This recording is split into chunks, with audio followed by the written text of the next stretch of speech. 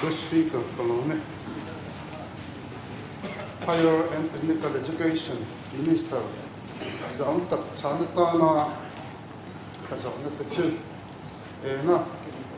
Higher and Technical Education Department Waya, PhD degree holder, ang netaroy, exam nge, ang netlow, exam nge, di na technical students tahi book run le, stipend pay, ang si na government college, from a library to chungchang to yan, malak na, nge, di, ang Sa turin, atang tubini sa zong tak Dr. Arnold Thang Lina. So me. Who speaker? Can members tak pusi lalsoi bunga zirna. Na Higher and Technical Education Department Nuaya PhD degree holder ang hetar inzat nge ang hetlo inzat nge ti chan na chu. Higher and Technical Education Department Nuaya PhD degree holder ang hetaroi mi zale somale pali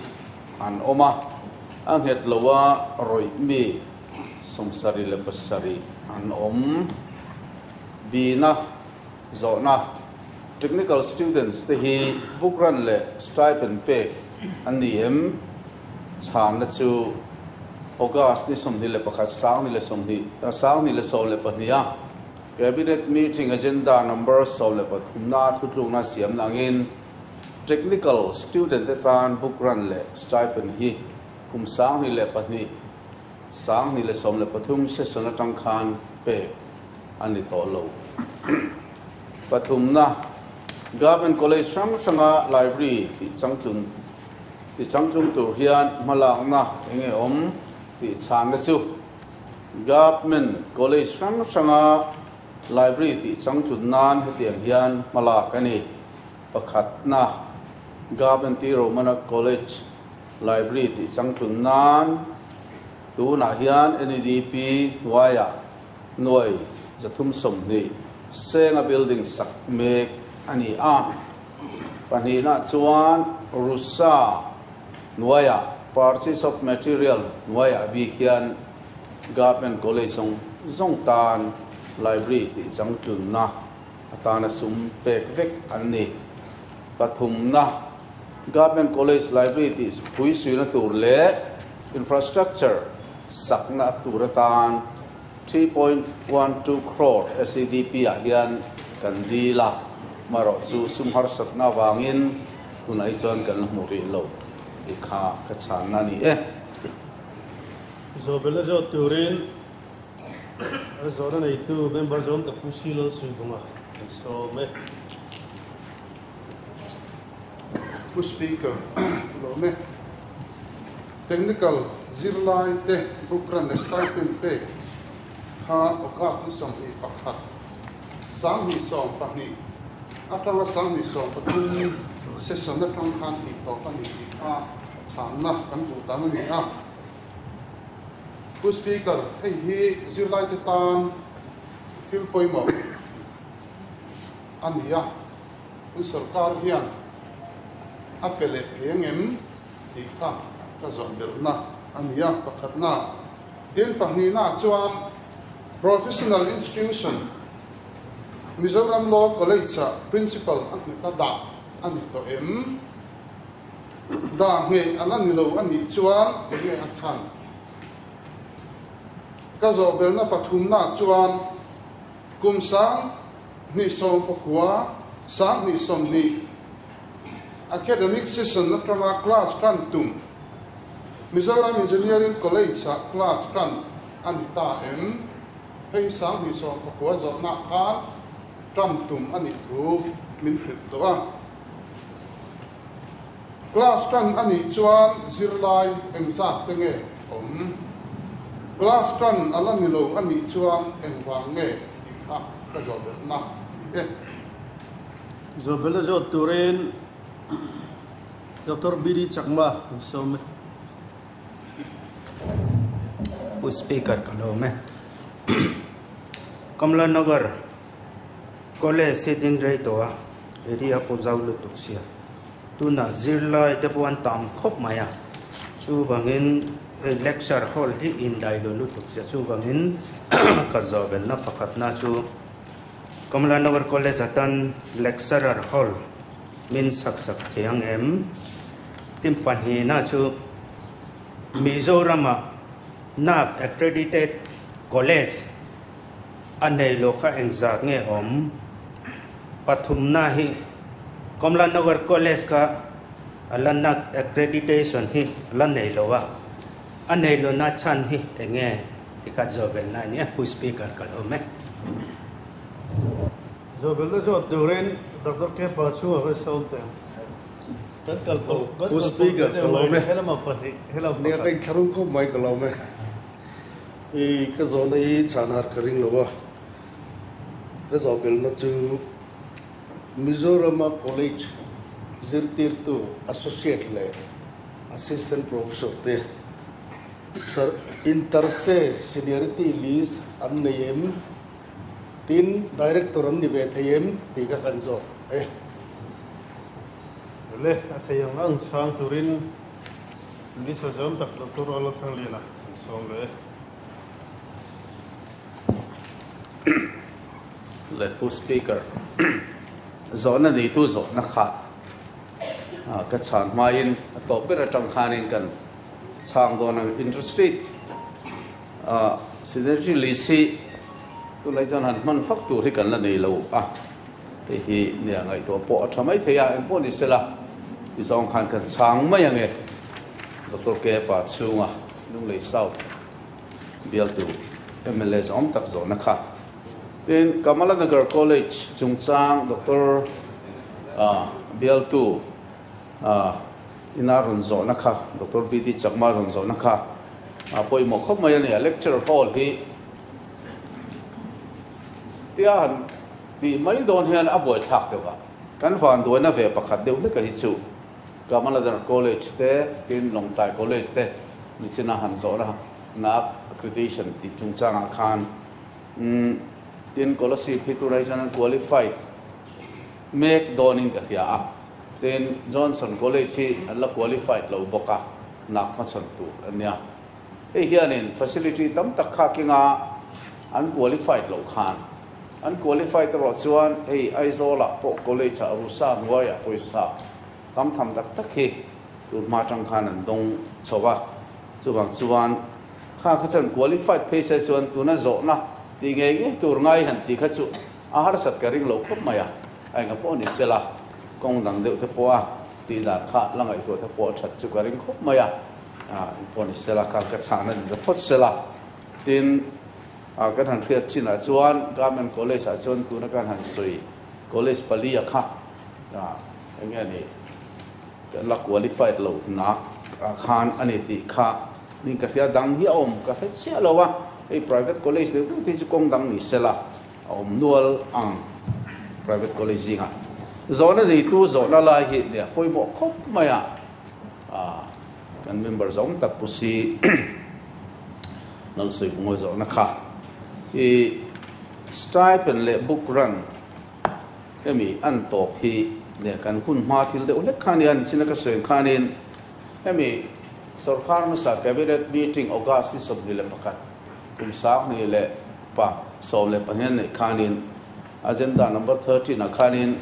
granting of scholarship stipend book run to pre and post matric student including technical medical and professional student ti kha ani nge a college sau khani che lo badi ka chuan khalaya anti tom na chan an sia hi ka thriat chen kha a thain ka ria granting of the following from the state plan fund may be discontinued the top two from 2012 to 2013 achana chu tian sia hi chuan since they are being granted under various centrally sponsored scheme from Ministry of Tribal Affairs satang tia mukna oma in Minority Affairs Ministry Government of India tangtele NEC tangtin dikhan ziak ta khanin thil tam tak a huam ta chuwang chuan tun de kenin sarkar kan han lak he kum ni che mo le kania ngai tu na po kan nei tho na chungin sung har sat na wang te pon yang atin sarkar ma sign uluk tak cabinet ina lo ti tluk to a hi alo ni bok na khan han ti le mai da na hi awang ang reng khop maya tin chuti mek lai chuan chun som mek then khat te po hi a om ve tho bok ti kha kan soi du ba chung jing a chuan in kan khiat zau ve te po that ka ringa eta incentive award to those who qualified in the examination conducted by Union Public Service Commission in Mizoram scholarship fellowship big research fellowship big in most post matric merit scholarship free reimbursement for children of war widows in do na lo tel to thin fa te tiam te kha om ta khan scholarship stipend han ti khan category rang rang kho mai pon isela anol pui tu na har sana lian tak kan han to the na tu rang chi chu tu na ri chuan sang ni som pa ni ati to pa hi thilom dan alain thak cheng chong lo ti mai ang ti zong han kan soi mai nge dang le zo na kha professional college kan han ti Kumi Government Law College principal ang hitem ti chungchang ha chu ne qualification hi an uluk to khop mai ten an uluk ti mera an du tu ya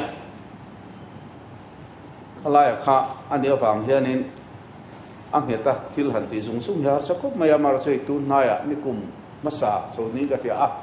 government college tam taka hian khatianga permanent principal kan nei lo na khan kan nei ta lo moi kan lo khop maya heng kan lak na khonga hian pu speaker kan khriat jaw po tha national paper zau takin india ra bun din tanga deal the tur ti jangai chat maya chu wang chuanin rampo na mi ti mai la Mizoram po na mi te non qualify ta mi qualify kan lo khan kan lo entertain ya that ti te ngai to chongai khop maya a chang chuan ril ro hian nual la chin te pom ve thir ni ti ka kan soi duwa po ni sela hi dura hian government college kan kata mun chen kata po hian regular permanent principal kan la nei lo amara su nei le thuai te po hi thain kan ria mala ero chu kan la tum tura ka ngai tin lung le ya kan engineering college chungchang hian hausa po hian zo na kha son masala ma te pokhan om thina emi chungchang hithila boi thak maya rusa poisa in sarkar ma sahun lai khan pu pui somi lunglei atanga kilometer ruksari wel bora son sak ani boy hostel te girl hostel te le classroom tur te le library tur te le cafeteria ti te khan samai ni zo maya amar so approach ro thi a om lo tu kan asatu hian eng tinga sakheo te ka tia ke po tum ni ka vakal to approach ro so amu mal lo le maya tin approach ro pa ka khan power supply ha lut lo khim chima kilometer tel po ngai khan adang le chuan tui eng ma om lo asatu sakhun lai po boi tha nothing garing pu speaker then faculty lak na tura tara provision omlo alo ni le chu wang han thil ti ngai he tam khop maya thei to kha kan sarkar lim kha kan han chho ve thowa amara sum hi atlem bela kan function na tura tan hian 11 crore vai ver sa som le pakhat bor ve hengai kan honorable chief minister po hian ti ngei chungai ne te ni kum lam pang atang to khan amara su covid in min tlak bo kasum har sat na wangin when ni thek hen kan kal pui thei talawa chu wang son class ka kan tran thei talawa chuan kan soi zau lok do chu tuna po hian Mizoram southern campus MZU nuaya he kan han nei sona turatan nikum hasa kum top lam pang sang ni som le pakua December tha parliament ron pet to Minister of Human Resource Development Minister tangin sinazo na kalta maya po khatiam chungchang ahmun ma khania amun pa chon fel mai tura kan ngai hai kan bil tu so lai mi doctor anal chan puya malang na te ponia e to pin kan revenue minister te pon min tui puya e thil boy thau deu ta chu engineering college din tong khan khang song song khang ai to ngai chuan kan honorable chief minister poina min pompui tak riau lai pakhata chu khang approach road te tui te electricity kan han ti tele tin quarter kha awm lo hrim hrim ani faculty quarter tu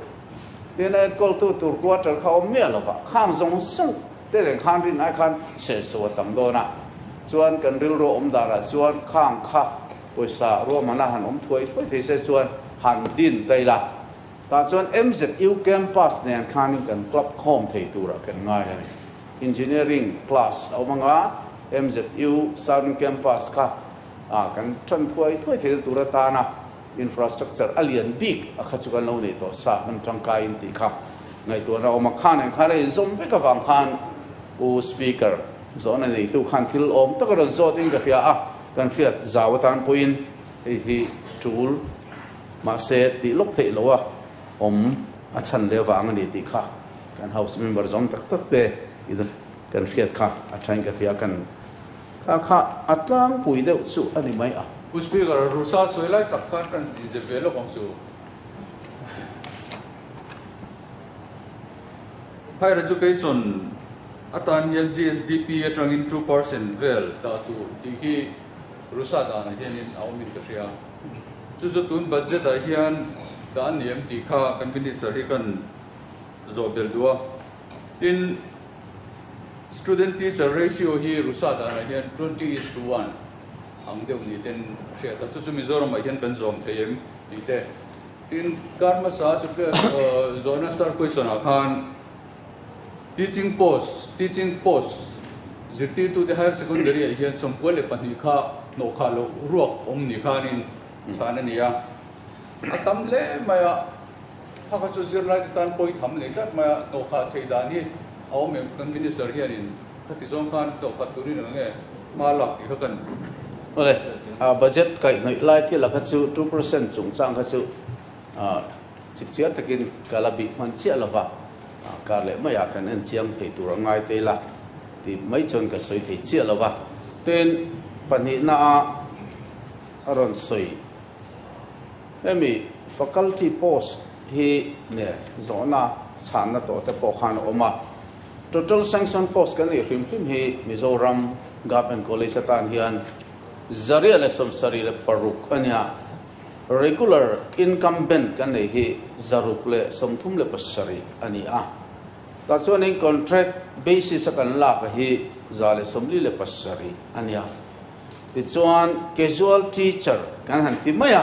e kan chief minister hovin sum har se em chungin in dai lo na em ai ti in sing ni le sanga lo in casual teacher ti ming pho chop deu khan za nikum lampang khan sumhar saratam takara kan CM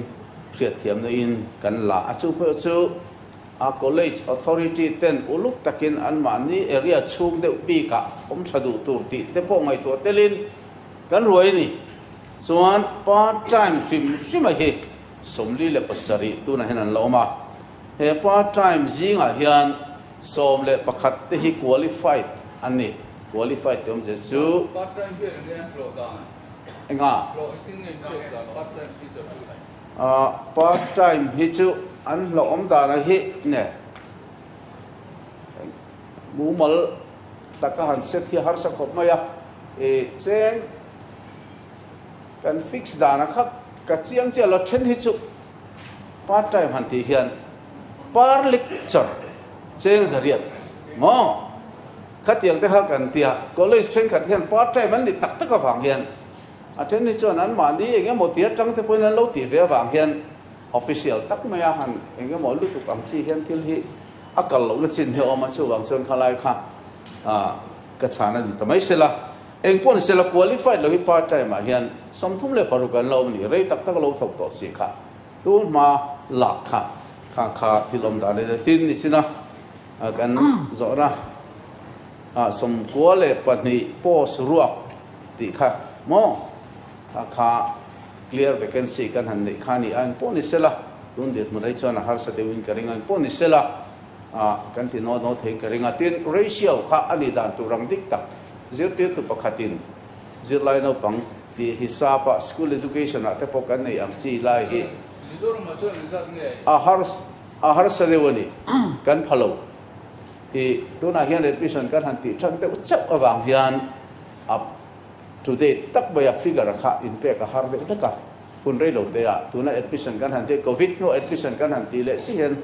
an update ratio kha alo chok main ka ringa kan in pedonia kha u speaker kan chan thei chin chu di se ka lo me